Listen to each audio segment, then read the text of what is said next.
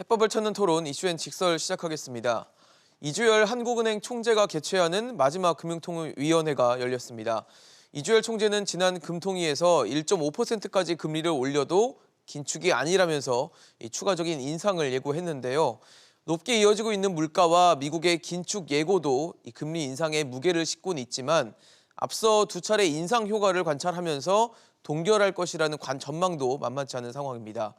여기에 대통령 선거와 우크라이나 사태 등 변수까지 있어서 한은의 고민이 그 어느 때보다 깊을 것 같은데요. 3월 금통위에서 과연 어떤 결정을 내릴지 이번 2월 금통위가 중요한 분기점이 될 것으로 보입니다. 자세히 짚어보겠습니다.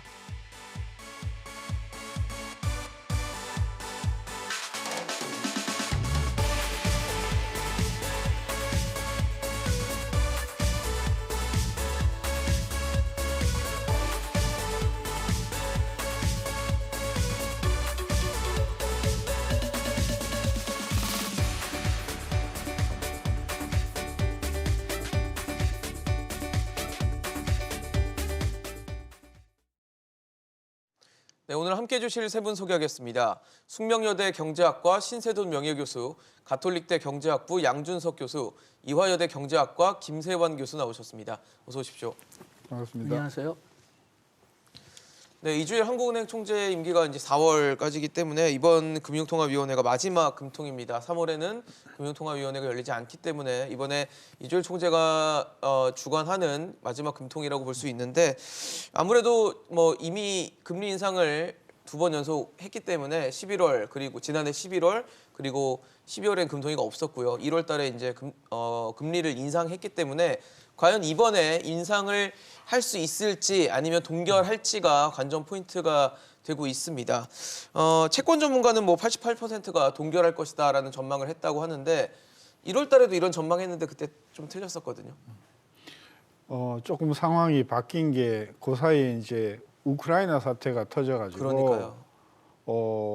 이게 변수죠. 지금 세계 경제에 큰 변수가 되었다. 저는 그게 지난 1월 달하고 좀 다른 상황이라고 보고 네.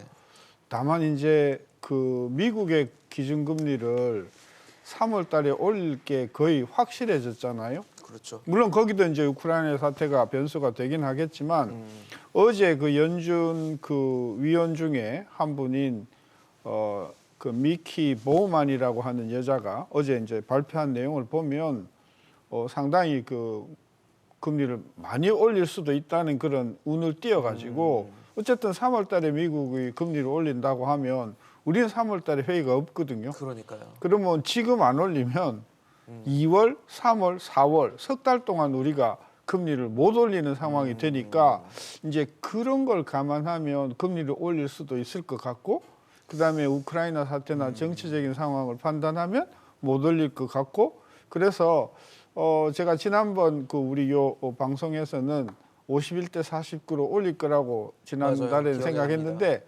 지금은 50대 50 어떻게 될지 모르겠다. 저는 그런 생각입니다. 우크라이나 사태가 굉장히 큰 변수가 되었다고 봅니다. 그러니까요. 이게 사실 뭐 전 세계적으로 영향을 줄 수밖에 없는 변수가 되다 보니까 지금 49대 51의 전망을 이제 50대 50으로 바꿔 놓으셨는데 양 교수님 어떻게 보세요? 저는 올리지 않는다고 보고 있습니다. 동결인가요? 예, 의견이요. 저 방송 끝나기 전에 뭐 알게 되겠지만은 네네. 그렇지만은 먼저 그 한은이 작년 여름서부터 3번 올리고 일단 기다리고 보겠다 이런 얘기가 했었고 그다음에 이제 대통령 선거도 한 2주일 정도밖에 안 남았고 그렇죠. 네. 그다음에 유크레인 사태 때문에 지금 상황이 악화된다면은 뭐 인플레이션 때문에 금리를 올릴 이유도 있지만은 경기 침체를 염려해서 내릴 이유도 좀 있긴 하거든요.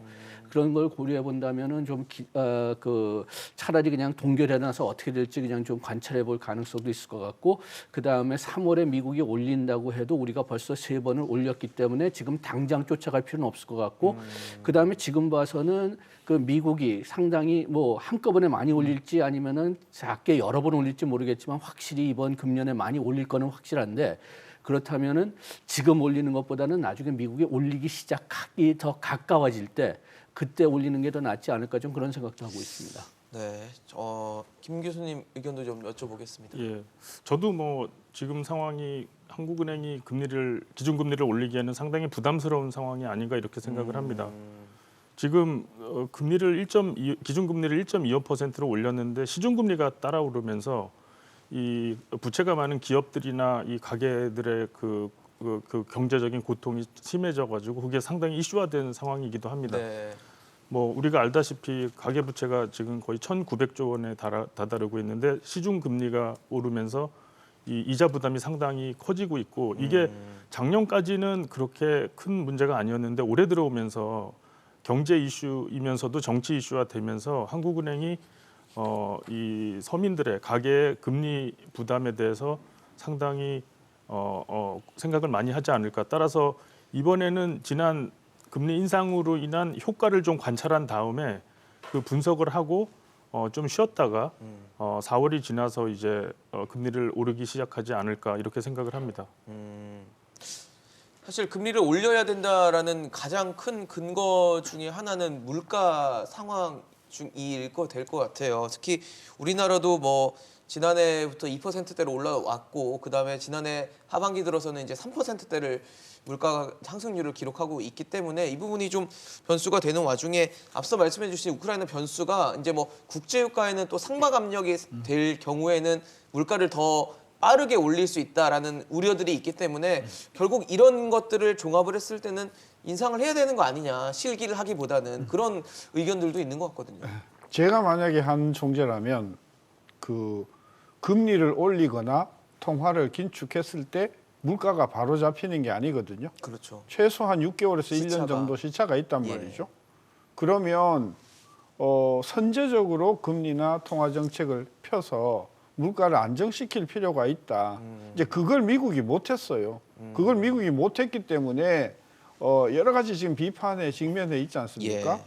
한국은행은 그나마 그래도 작년 8월, 11월, 1월 이렇게 해서 선제적으로 올리긴 했지만 그래도 아직까지 네. 정상적인 금리 수준보다는 낮다고 보는 게 정설이기 때문에 저는 선제적으로 올릴 필요가 있다. 그래서 제가 만약에 한국은행에 있다고 하면 예. 뭐 우크라이나 사태라든지 이런 것을 감안해서라도 빨리 국민들의 인플레 의식을 좀 잡아줘야 된다. 제가 지난번에 그랬잖아요. 이게 물가가 올라가는 게 굉장히 눈치를 많이 봐요. 눈치를 본다는 거는 예를 들어서 내가 국밥집을 하는데 네. 나는 아직 안 올렸어요. 원자재 값이 계속 올라감에도 불구하고 고객이라든지 이런 것 때문에 안 국밥 가격을 안 올렸는데 올렸는데. 옆집이 올리는 거예요. 아. 그리고 그 옆에 집이 올리는 거예요. 그러면 나도 할 수 없이 올린다. 지금 상황이 그런 상황이에요. 그러니까 원자재 가격이 오른 것은 이미 작년에 시작이 되었고 예. 그래서 빨리 오르는 업체들은 빨리 올렸는데 그래도 안 올리다가 네. 지금은 이제 서비스 가격이 올라가고 이제 3월 달 임단협 시절이 되면 본격적으로 인건비가 올라가기 시작하거든요. 네. 그래서 이게 한번 인플레이의 그 발동이 걸리면 걷잡을 수 없이 못 잡는단 말입니다. 그런 면에서 인플레 정책은 경기라든지 정치적인 변수 보지 말고 아주 강단 있게 해야 되는데 지난 40년의 그 동서고금을 놓고 보면 대부분의 나라가 그걸 못했어요. 왜? 정치적으로 굉장히 아프거든요. 유일하게 그렇죠. 성공한 분이 계신데 네. 그게 이제 그 레이간 대통령 때 보커라든지 그 후에 나온 그린스팬이 굉장히 그 강력한 통화 정책을 통해 가지고 두 자리 숫자 인플레를 잡은 경험이 있지 않습니까? 그래서 선제적으로 올려야 된다. 전 그게 정답인데 오늘 발표는 아마 좌고우면해서 못 올리지 않겠는가. 네. 근데 만약에 저는 가능성이 있다고 봐요. 이주열 총재가 더 이상 뭐 이제 연임에 그 연연할 것도 없고 하니까 그리고 본인이 굉장히 많이 내렸거든요, 과거에. 그런 면에서 제가 많은 분들은 안 올릴 거다, 동결이다가 베팅을 하시지만 저는 일말에 그래도 올리고 자리를 뜨실 가능성도 있다. 그래서 제가 50대 50으로 본 거죠. 그만큼 이 물가라는 상황이 사실 그냥 가볍게 볼 만한 상황은 좀 아닌 것 같고 1월달 생산자 물가 지수도 좀 많이 높게 나오다 보니까 이게 또 소비자 물가에 전이가 되잖아요. 전가가 되면 그런 부담들을 생각을 했을 때는 타이밍을 놓치는 게 더 무서운 게 아닌가라는 얘기도 되지 않을까 싶거든요. 글쎄요, 뭐 지금 그 이번에 1월 숫자를 보면은 네. 한 달 기준으로 보면은 0.9% 올랐고 그다음에 그 12월 기준으로 보면은 8.7%가 늘었는데 생산자 물가 지수가요. 생산자 물가 지수가요. 네, 네. 그런데 요거를 조금 좀 그 월별로 좀 거슬러 올라가 보면은 네. 뭐 10월이나 9월의 상승률이 지금 1월 상승률보다는 더 높았거든요. 그래가지고선 그런 면에서 본다면은 뭐 우리가 벌써 어떤 면에서는 실기했다고 볼 수가 있고, 그 다음에 지금 서비스 지금 공산품은 계속 오를 수밖에 없는 구조인 것 같아요. 지금 병목 현상도 아직 해소가 있고, 아직 안 그 다음에 됐으니. 그 에너지 가격도 계속 오르고 있고, 요거는 뭐 우리나라에서 그냥 조절할 수가 없는 건데 서비스 가격이 지금 올라가고 있는 게 요게 지금 좀 염려되는 면이 있고 12월하고 1월에 우리가 소비가 많이 늘었는데 미국은 소비가 늘 때 주로 상품 특히 내구재 위주로 올랐는데 우리는 네. 서비스 위주로 올랐더라고요. 12월하고 1월 그 보면은 그런데 또 이 중에서 일부 제일 많이 오른 것은 또 외식 그 분야인데 네네. 그런데 그게 수요 때문에 올랐는지 아니면은 그 농산품 가격이 또 공급 많이 올랐기 문제인지. 때문에 그 덩달아서 같이 올랐는지 이걸 제가 지금 평가하기가 조금 좀 어려워요. 네네. 그렇지만 만약 수요 때문에 서비스가 올라갔다면은 네. 그러면은 비록 그 이번에는 그 금리를 올리지 않는다고 해도 그래도 최대한 선거 끝난 다음에 4월 되던 그 5월이 되던 빨리 좀 올려야 될 근거가 좀 있긴 하죠. 김 교수님 어떠세요? 물가가 사실 금리 인상의 요인이 되고 있잖아요. 근데 이거를 그냥 이 상황을 지나치는 것이 맞는가에 대해서는 좀 의문이 들거든요.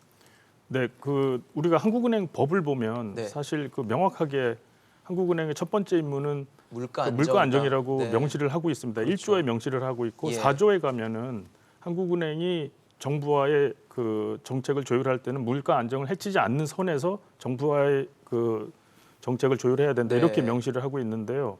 우리가 분명히 이제 알고 있는 것은 한국은행은 이제 물가와 싸우는 인플레이션을 안정시키는 기관이라는 것이죠. 예. 그 기관의 목적으로 보면은 지금 상황이 그냥 지나칠 수는 없는 상황이고 인플레이션을 분명히 낮춰야 되는 상황이고요. 그리고 신세동 교수님이 말씀하신 대로 지금 걱정되는 게 사실 기대 인플레이션입니다. 그 작년에 공식 인플레이션이 2.5%였는데 네.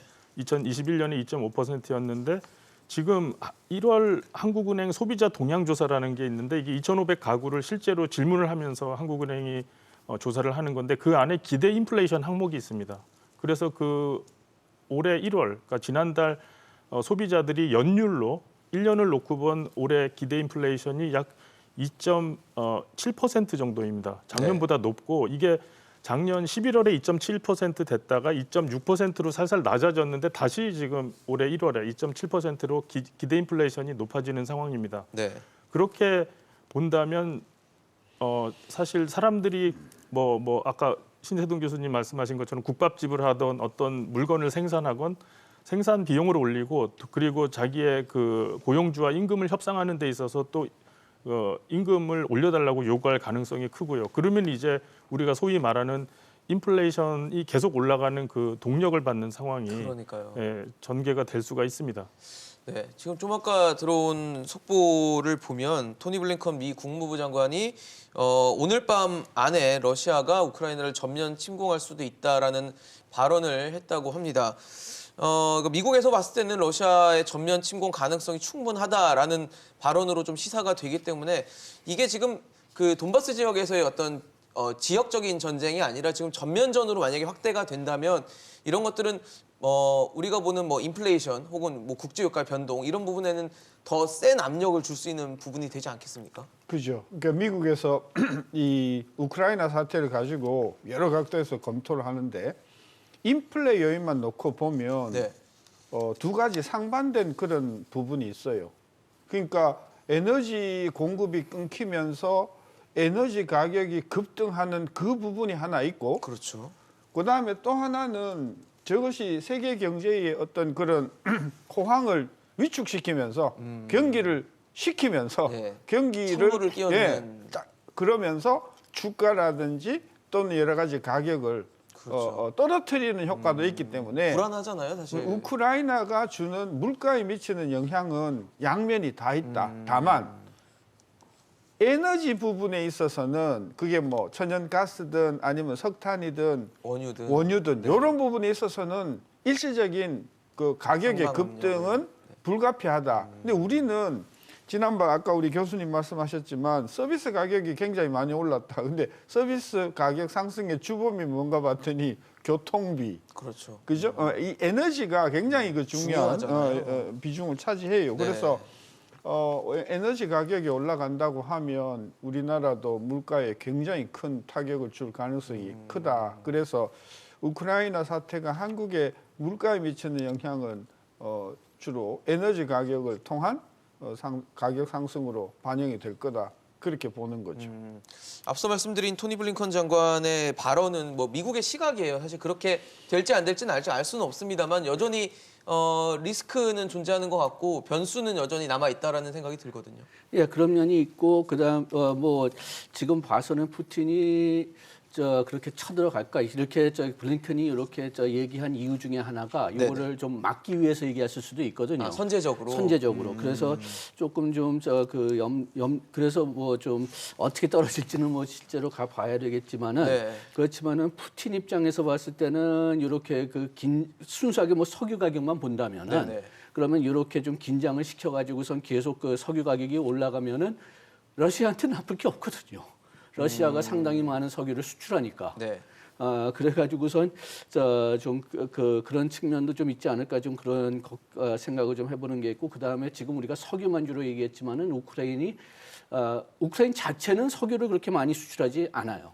산유국이긴 하지만은 네. 세계 한 61위 수준밖에 안 되니까 우리가 지금 석유 가격이 뛰는 주로 이유를 본다면은 이게 그 서양 국가들이 그럼 러시아를 제재할 때 러시아 석유를 안 살 거다. 그러면은 러시아 수출 안 사면은 그러면은 석유 가격 실질적인 그 서양 국가들이 살 수 있는 석유 공급이 많이 떨어지기 때문에 이 석유 가격이 올라가지 않느냐 그런 염려가 상당히 큰 것 같거든요. 네. 그런데 그렇다면은 요게 어떤 면에서는 전쟁을 염려하는 것보다는 제재를 염려한다고 볼 수가 있죠. 그런 측면이 하나 있고 그렇다면은 이제 뭐 미국이 사우디아라비아나 다른 산유국한테 좀 더 생산을 더 해주려고 부탁할 거냐?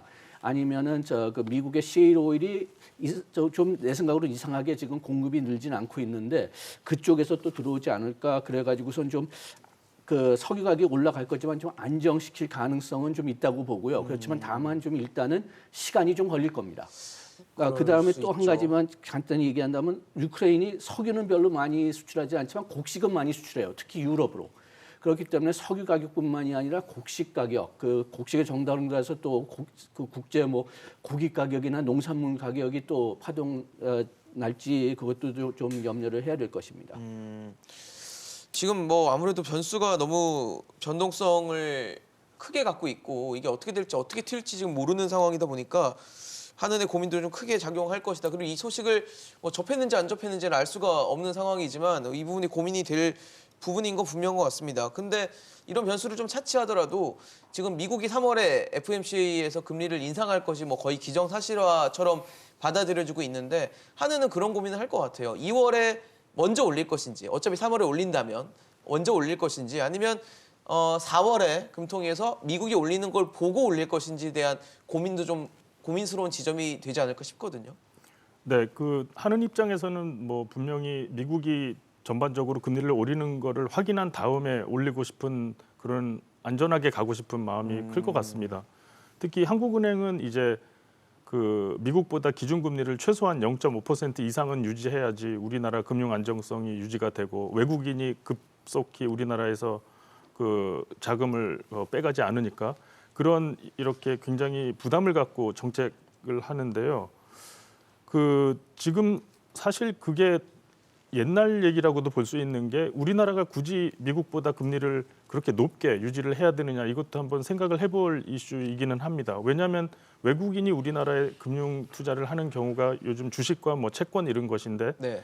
그 외국인이 뭐 예를 들어서 올해 들어서 주식 시장에서는 2조 원 돈을 뺐지만 또 채권은 11조를 샀어요. 우리나라 국채가 상당히 국제 시장에서 인기 상품입니다. 네. 국가 신용도도 높은데 그래요? 이자도 많이 주니까.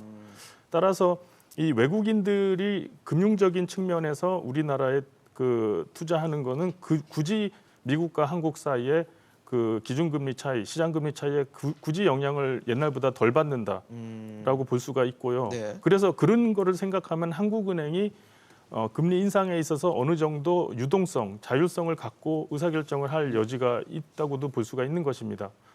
예, 그리고 미국 입장에서도 그 여러 중앙은행들이 이렇게 자율적으로 금리 인상을 결정해 주는 것이 미국 연준에도 더 자율성을 주게 되는 그런 상황이 전개될 수가 있습니다. 어떻게 보세요? 그 굉장히 중요한 포인트가 그 부분이에요. 그러니까 외국인 투자가들이 한국의 주식이든 한국의 채권이든 그동안 굉장히 매력적이었어요. 매력적인 이유는 금리도 우리가 그쪽보다 조금 높긴 하지만 환율이 놀랍게도 안정적이었어요. 그렇죠. 그러니까 1,100원 환율이 선에서 1,200원은 쉽게 뚫어 올라갈 거라고 봤는데 거꾸로 1,900, 잘 잡혀 1,190원, 있었어요. 80원대로 내려오는 네. 거예요. 그러니까 이것은 1%포인트 이상으로 외국인 투자가들의 메리시 되었단 말이에요. 근데 네. 이게 흔들린다는 거예요. 이게 흔들리고 지금 왜 잠시만요. 흔들리냐면 네, 한국은행 기준금리 지금 1.25%로 네. 기존대로 동결을 했습니다. 뭐 여러 가지 고심을 하지 않았을까라는 생각은 드는데 일단은 뭐 아까 50대 50 말씀해 주셨는데 이쪽으로 좀 이제 무게가 실린 모양새인 거예요. 아무래도 뭐 여러 가지 불확실성에 대한 고민 이런 것도 있지 않았을까 싶네요. 그 우리가 이 방송에서 한국은행의 기준금리를 결정하는 가장 중요한 변수가 물가가 안정인 상황, 네. 그러니까 물가 불안이 크게 대두가 되지 않았던 작년까지만 해도 한은의 최고의 관심은 국내 금융시장 안정이고 국내 시장의 안정이라는 말의 핵심은 뭐냐면 네. 외국인들이 우리나라 주식에서 털고 나가는 거 아닌가. 근데 외국인들이 털고 나가지 않도록 붙잡아두는 가장 큰 이제 요인 중에 하나가 금리고 다른 하나가 환율이거든요. 그 환율이 그동안 놀랍게 안정적이었기 때문에 이제 그럴 수가 있었는데 저는 오늘 1.25로 동결하는데도 저는 가장 큰 역할을 한 게 사실은 물가보다도 환율이 1,190원, 1,180원대로 안정적이었다는 게 저는 가장 큰 이유였다고 봐요. 근데 최근 우리가 신문에서도 보시다시피 무역 적자가 지금 엄청난 수출을 함에도 불구하고 네. 무역 적자가 지금 상당히 심각하지 맞아요. 않습니까? 1월 달까지 이제 너무 크게 나왔습니다. 이런 상태가 네. 만약에 계속이 되어서 올해 만약에 무역 수지가 대폭 흑자가 줄거나 혹은 적자가 된다고 하면 네. 금리 안 올릴 수가 없죠. 외국인 자금을 붙들어 두기 위해서는. 네. 그래서 우리 시청자들께 금년에는 두 가지 면에서 첫째, 한국의 인플레가 기저효과 때문에 어느 정도 가라앉는가. 만약에 가라앉는다고 보면 금리를 올릴 요인은 별로 없어진다. 그러나 만약에 그렇다 하더라도 무역 수지 적자가 계속해서 확대가 되면 예. 이것은 한국의 원화를 불안하게 하는 것이고 그렇게 되면 외국인이 움직일 것이고 나갈 것이고 그걸 붙잡아 두기 위해서는 미국의 금리 인상 이상으로 우리 국내 금리를 올려야만 외국 자금을 이게 붙잡아 둘 수 있기 때문에 네. 국제 수지 적자의 동향이 한국은행의 금리 정책을 결정하는 매우 중요한 변수가 금년에 될 것이다. 그렇게 보는 거죠. 그런 데 있어서 우크라이나 사태는 영향을 줄 수 있는 부분인가요? 우크라이나 사태가 아까도 이야기를 했지만 영향을 주는 변수 경로는 첫째 원자재 가격을 얼마나 올릴 것인가, 원유 가격을 얼마나 올릴 것인가, 네. 그다음에 세계 경제에 얼마만큼 침체 요인이 될 것인가. 네. 그게 이제 우리나라에 직간접으로 주는 영향이고 그거 말고 뭐 우리하고 뭐 우크라이나의 관계나 우리하고 러시아의 관계나 또 미국이 러시아에 대한 제재를 통해서 러시아가 타격을 입음으로 해서 우리가 있게 되는 간접 효과 뭐 이런 것들은 좀 더 지켜봐야 될 것 같아서 지금 이야기하기가 좀 섣부른 것 같아. 오로지 우크라이나 사태가 지금 한국 경제에 미친 영향은 원유 가격 상승, 그로 인한 한국의 물가 상승, 네. 그리고 무역 수지 적자. 요게 지금 우리가 관심을 가져야 할 주 포인트 같아요. 여기에 두 가지 포인트만 좀 더하고 싶은데요. 네. 첫째는 지금 우리가 얘기하는 것은 다 뭐 어떤 면에서는 뭐 합리적으로 보고 이제 지금 결정을 한다면은 지금 상황에서 좀 약간씩 이제 뭐 플러스 마이너스 하는 식으로 변하는 걸로 보고 있는데 네.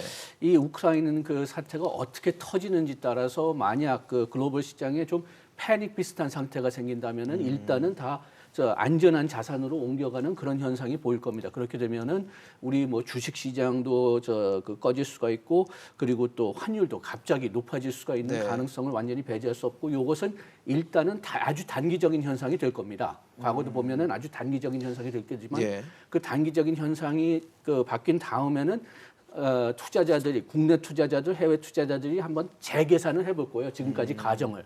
그렇게 되면은 이게 다시 정상으로 돌아갈 거냐 아니면은 지금 우리가 염려하는 그런 방면으로 바뀔 거냐 요거는 우리가 지금 현재로는 좀 예측하기가 어렵습니다. 네. 그렇게 해서 상당히 위험한 상황이 있다. 요거 하나 좀 말씀드리고 싶고 네. 그다음에 두 번째는 미국이 지금 금리를 몇 번 올리느냐가 지금 굉장히 지금 알기가 어려워요. 그러니까 여러 가지 얘기가 나오고 있거든요. 작년 말에는 뭐 4번이다.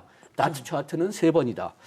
그다음에 지금 뭐 어떤 투자은행에서는 9번까지 올린다고 얘기했는데 그런데 만약 FOMC가 9번 늘린다면 우리가 9번 따라갈 거냐? 그러니까 갈 수 있느냐도 네. 제 생각으로는 뭐 4번, 5 그리고 아주 그냥 예외적으로 5번까지는 갈지 몰라도 9번 간다면 우리가 도저히 못 따라갈 것 같아요.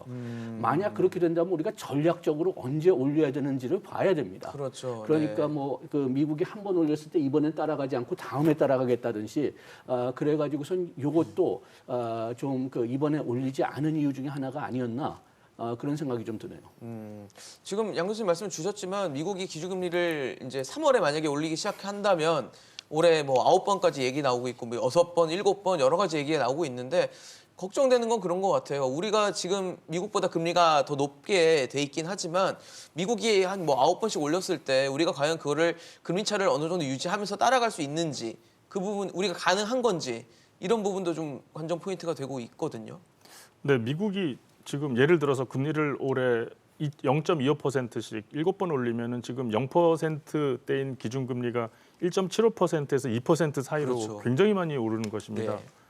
그런데 이렇게 빨리 미국 연방 지준은행이 네, 이렇게 연준에서 올릴 수 있는가는 좀 살펴봐야 됩니다. 지금 아까 교수님들이 말씀을 하셨지만 그러니까 월스트리트 저널 그 기사를 그냥 그대로 인용하면 역사상 가장 어려운 일에 지금 미국 연준이 닥치고 있다. 그 이유가 경기가 완전히 회복되지 않은 상태에서 인플레이션을 꺼트리는 게 이게 마술과 같은 기법을 동원해야 되는데 도대체 이걸 어떻게 할 거냐. 가장 미국 연준 역사상 어려운 일 중에 하나일 것으로 기록될 것이다. 이렇게 말을 하는데요. 이게 말씀드린 대로 미국 경제가 살아나지 않은 상황입니다.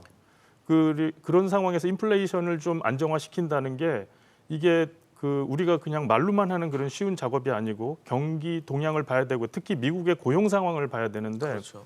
미국 고용이 보통 한 달에 새로운 뉴 잡 크리에이션 그래서 새로운 직업을 찾는 사람의 수가 100만 명 매달 증가하면은 굉장히 경기가 좋은 건데 최근 그렇지가 못했습니다. 굉장히 들쑥날쑥했고요. 뭐 한 달에 20만 명밖에 안 증가한 적도 있고 또 100만 명 가까이 증가한 적도 있고 아직 미국 경제가 회복세지만 안정적인 회복세는 아니라는 것을 연준이 굉장히 잘 알고 있고 그리고 미국 연준이 미국 고용 변화를 제일 우선해서 보겠다고 네. 여러 번 말을 하고 있습니다. 따라서 올해 몇 번 올릴 것인지 하는 미국 연준이 기준금리를 몇 번 올릴 것인지 하는 것은 미국 경기의 회복세가 어느 정도 어느 될 정도 것인가. 빠르냐, 특히 노동시장의 고용 증가가 어느 정도 빠르냐가 결정적인 역할을 할 것 같습니다. 네. 그래서 우리가 따라갈 수 있느냐는 어떻게 보세요? 사실 뭐 몇 번이냐에 따라서 또 우리도 달라질 수 있는 부분이긴 그래서 한데요. 예를 들어서 미국이 올해 안에 7번 금리를 인상해서 네. 기준금리를 1.75를 하면은 우리나라가 그 같은 비율로 올려서 금리를 우리나라는 뭐 2% 이상 기준금리를 가면은 지금 우리나라 그 가계와 기업들과 이 고통을 감내할 수 있느냐? 시중금리는 이제 더 오르는 것이죠. 그렇겠죠. 지금 뭐 대출금리며 하는 지금 그 우리나라의 대표 금리인 3년 만기 국고채가 지금 2.3% 수준인데 네네. 지금 그렇게 오르면은 거의 2%더 올라서 4.3%로 오르는 상황인데 그 이자 부담을 견딜 수 있느냐? 그러니까요. 이게 저는 현실적으로 쉽지 않다고 봅니다. 예. 쉽지 않을 것이다. 그러니까 미국이 1.5%에서 2% 정도로 1년 안에 금리를 올린다면 우리나라가 그 속도로 따라가기는 어렵지 않나 어려울 것이다. 이렇게 봅니다. 여기서 한 가지만 좀 더 말씀드린다면은 지금 미국은 굉장히 지금 지출이 많이 늘었거든요. 이 병목 현상이 미국에서 이렇게 그 심하게 적용되는 이유도 그 미국의 그 수요가 많이 늘었기 때문인데 네. 우리나라는 수요가 그렇게 강하지 않아요. 소비 그렇기 때문에 수요가요. 순수하게 그냥 네. 수요만 본다면은 우리가 그렇게 많이 미국에 따라서 그 금리를 인상하기는 어려운 것 같지만은 이게 또 아까 신 교수님이 말씀하신 것처럼 그 만약 우리가 외환 부분을 생각한다면 네. 또 따라서 올릴 수밖에 없는 수준이거든요. 그렇기 때문에 아까 얘기했지만은 미국이 만약 많이 올릴 것 같다면 숫자가 많이 올릴 것 같다면은 그러면 우리가 전략적으로 이번 달은 안 올리고 다음 달은 올린다 이런 식으로 생각을 해야 될 겁니다. 네, 지금 어떻게 보면 가장 미국의 연준의 어떤 결정도 우리한테는 되게 중요한 판단 기준일 수도 있지만 우리나라 물가 상황이 참 심상치 않다는 것도 가장 큰 부분 중 하나라는 점을 계속해서 강조해 드리고 있습니다. 사실 지난해 11월에 하느니 올해 물가 상승률 전망치를 예상했던 게 2%였는데 사실 흐름 자체는 좀 너무 높다. 2%로 과연 관리 가능할 것인가에 대해서도 늘 퀘스천 마크가 좀 달렸었는데 이번에 오늘 금통위에서 전망한 지표는 3.1%로 전망을 했어요. 그러니까 2%, 2.0%에서 3.1%로 아주 대폭 상향 조치를 내렸거든요. 전망을 한 거죠. 이제 올해 3%대를 넘을 것이다. 근데 하느니 3%대 전망을 내놨던 게 마지막이 2012년 4월이었더라고요. 그 당시에 3.2% 전망했던 게 마지막 3%대니까 사실 지금 상황이 참 심각하게 받아들여질 수도 있는 상황인 것 같거든요. 근데 첫째 떠나는 분한테 죄송하지만 2% 목표를 했는데 2% 못 잡았잖아요. 못 잡은 거죠. 작년에요. 네. 책임지셔야죠. 그리고 걱정하는 거는요. 내년에 지금 3%라고 봤는데 이게 지금 2월 달 전망이 그래요. 요거 3월, 4월 되면 또 전망 바꿀 거라고요. 그러니까 앞으로 지금 3% 이하로 물가 잡는 것은 현재로서는 굉장히 어려운 상황이잖아요. 그러면 한국은행의 통화정책의 물가 목표를 그동안 2%에서 3%를 올릴 거다. 올리면 또 3%를 받아들이는 거잖아요. 그렇게 되면 어떤 일이 벌어지냐 하면 지금 금리가 얼마예요? 기준금리가 지금 1.75. 네. 근데 시중의 물가는 3%란 말이에요. 그러면 네. 예금하는 사람들은 실질 금리가 마이너스잖아요. 저는 그래서 첫째 한국은행이 그동안 물가 못 잡은 것에 대해서 저는 통렬한 책임감을 가져야 된다. 제가 그 강조하고 싶고 네.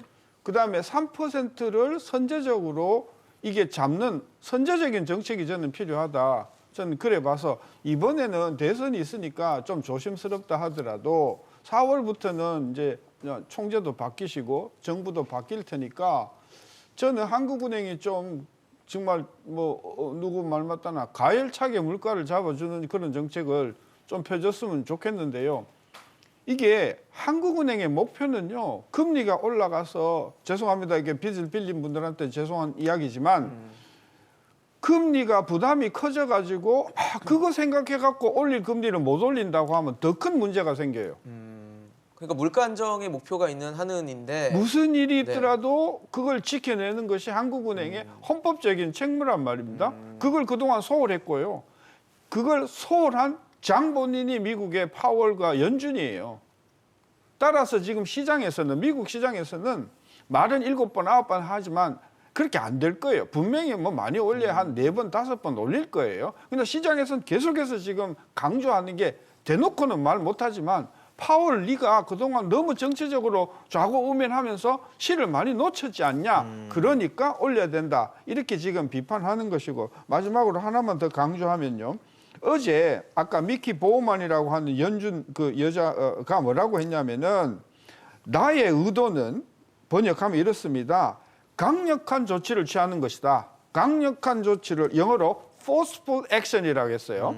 강력한 액션을 취해서 인플레이션을 잡는데 기여를 해야 된다. 요게 어저께 미키 보만이라고 하는 연준 이사가 공식 석상에서 한 말씀입니다. 따라서 저는 연준이 아마 굉장히 이 강력하게 인플레 정책을 네. 취할 것이라고 보고 우리 한국은행도 좀 정치적으로 휘둘리지 마시고 물가를 2%대로 다시 낮추기 위해서 네.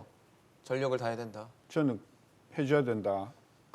지난 5년 동안에 행정부는 어떻게 잘했든 잘못했든 평가를 우리가 뭐 정당에 따라서 달리 할 수 있지만은 물가 잡는 데 있어서만은 한국은행은 역대 어떤 한은보다도 실패한 한은이다라고 하는 거를 한은 총재뿐만이 아니라 7명의 금통위원들이 책임을 지셔야 된다. 저는 그런 비판을 좀 하고 싶습니다. 지금 사실 한은이 기준금리를 동결하면서 올해 물가 상승률 전망치를 기존 2.0%에서 3.1%로 상향했습니다. 높였는데 성장률은 유지를 했어요. 올해 성장률 전망치 3.0%인데 그대로 유지를 했거든요.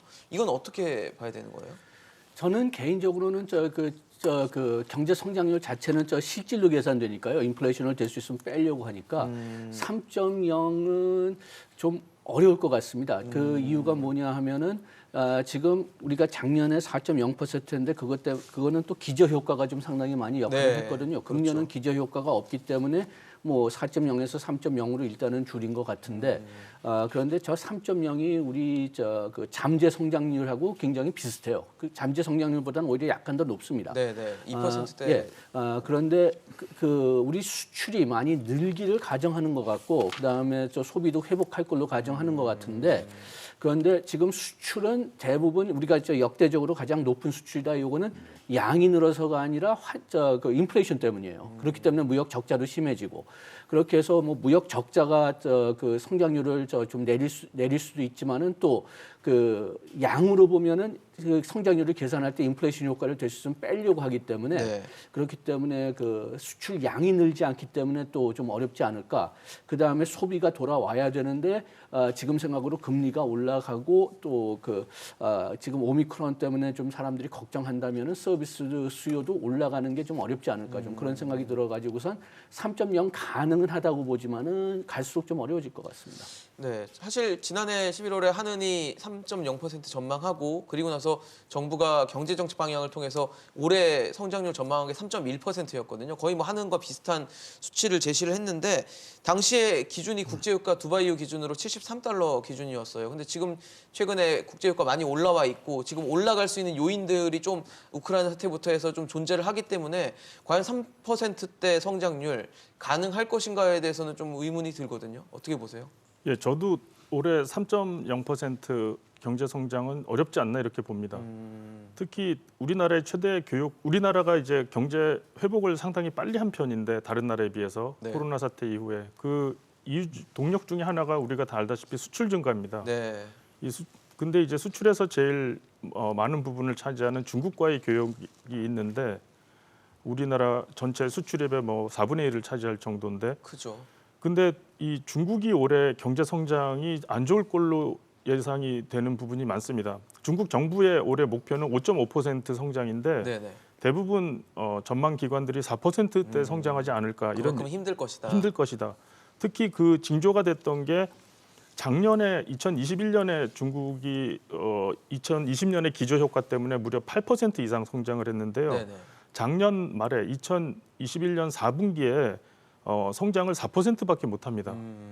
그러니까 연율로 봐서 그러니까 네. 전년 비교를 해서 네. 한 해 전보다 4%밖에 성장을 작년 말에 못했기 때문에 네. 그리고 중국 경제가 안 좋아질 거라는 이런 여러 가지 신호가 있기 때문에 올해 중국 경제가 좋지가 않으면은 우리나라 수출도 결국 좋지가 않아질 수가 있고 네. 생각보다 그러면 우리나라 경제 성장의 견인차가 됐던 수출이 힘이 약해져서 3% 성장은 어렵지 어려울 수도 않을까 있을 것이다. 이렇게 생각을 합니다.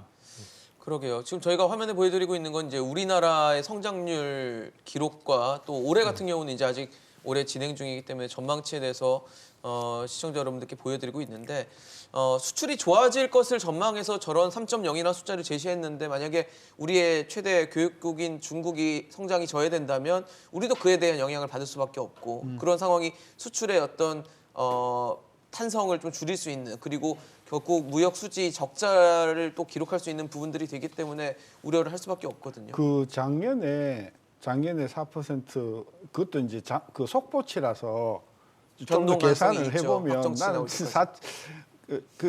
저 반올림한 거거든요. 네, 네. 4.0이 숫자 뒤에 더 있잖아요. 3.96인가 그런데 그걸 네. 반올림해서 4.0이 그러니까 사실 엄밀하게 따지면 4% 안 됐던 거예요. 근데 그것도 속보치예요.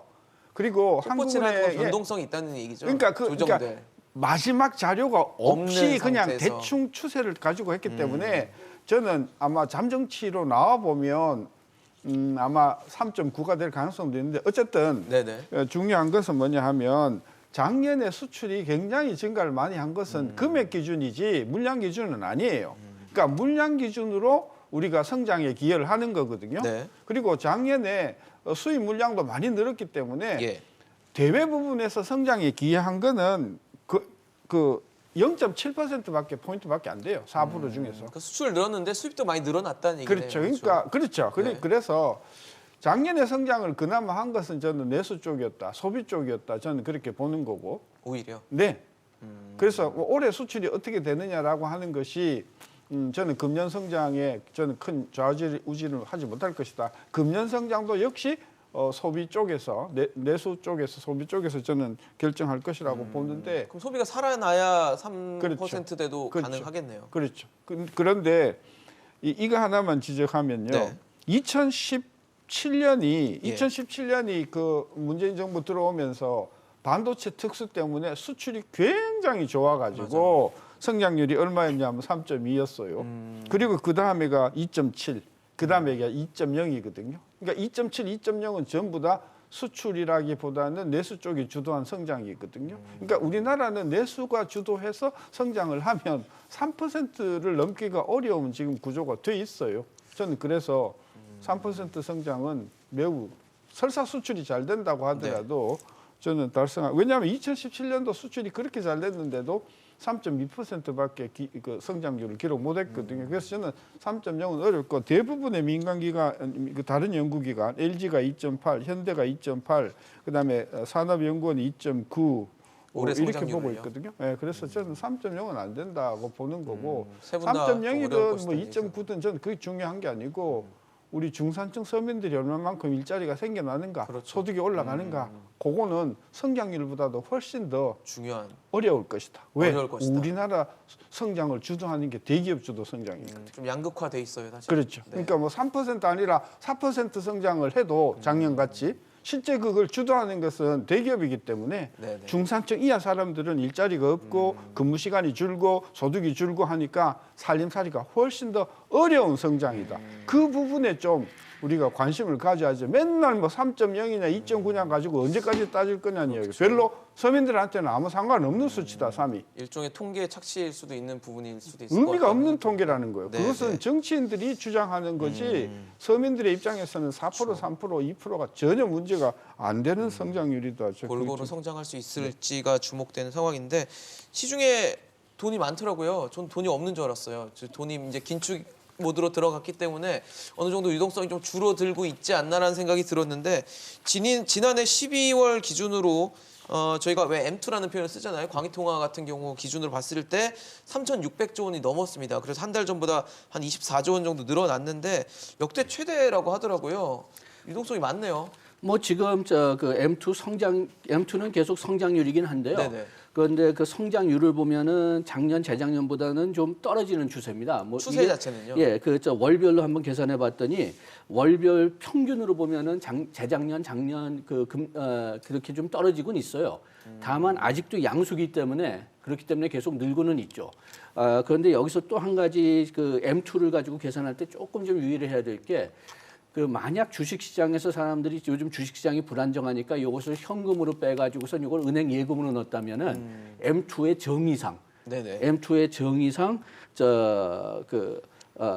그 M2가 늘어나게 됩니다. 그렇죠. M2에 예. 뭐 현금도 들어가고 그렇게 해서, 요구불예금 들어가고 예. 뭐 이런 게 들어가니까. 그렇게 해서 본원 통화의 그 성장률, 그 월별로 봤을 때 본원 통화의 성장률은 아까 얘기했지만은 그 재작 2년 전, 작년 그리고 재작년, 작년 비교했을 때 떨어지고는 있지만은 네. M2의 변화율은 뭐 별로 차이가 없어요.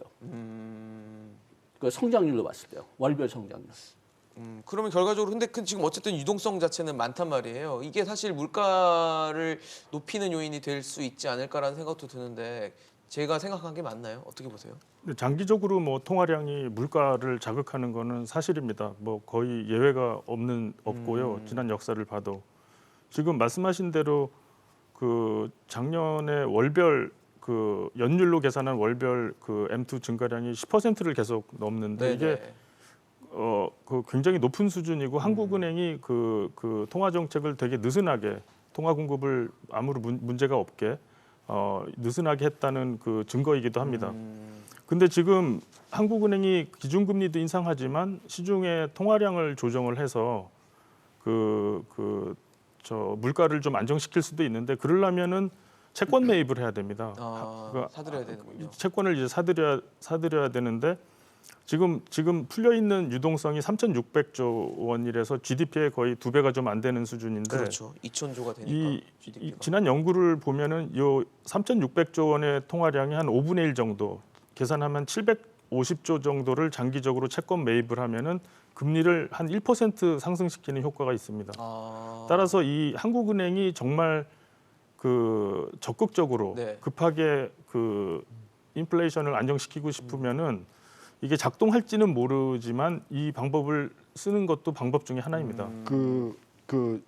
이제 월별 통계는 네. 좀 들쭉날쭉해요. 네네. 그래서 우리가 조금 전문적인 말로 평잔이라고 월 평균한 거를 12개월로 다 더해가지고 다시 평균한 나누는, 거예요. 네. 예, 그 평잔 기준으로 보면 M2가 작년 말에 3,613조인데 예. 아까 3,600조도 넘었다 했잖아요.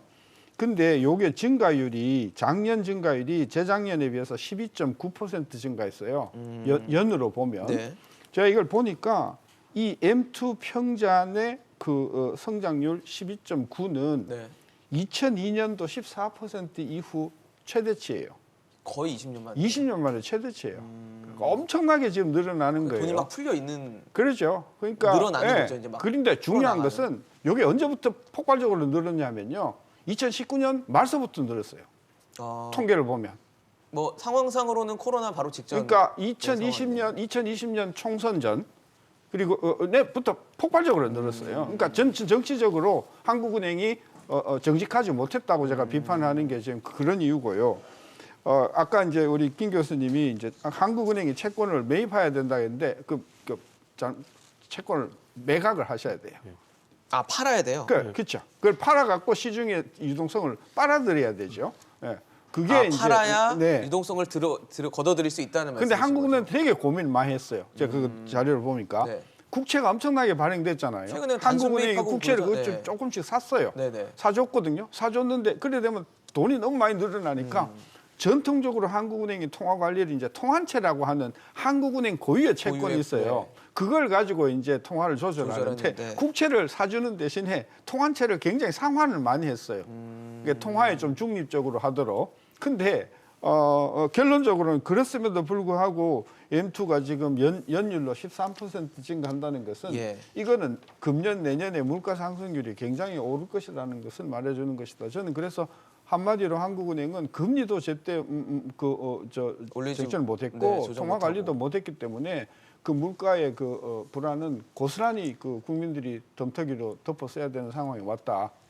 알겠습니다. 한국은행이 관심을 모았던 금융통화위원회에서 금리 동결 결정을 내렸습니다. 그러면서도 물가 전망치에 대해서는 굉장히 큰 폭으로 전망치를 올려놓은 상황이기 때문에 물가에 대해서는 굉장히 엄중하게 보고 있음을 드러냈지만 여러 가지를 고민했을 때 동결 결정을 내린 것으로 보입니다. 아무래도 3월에 대선이 있고 또 연준의 결정을 보고 가겠다는 의중이 아닐까라는 생각이 되는데요. 상황이 워낙 변수도 많고 하는 상황이기 때문에 한은의 결정이 옳았는지는 시간이 지나서 판단할 수 있지 않을까라는 생각이 듭니다.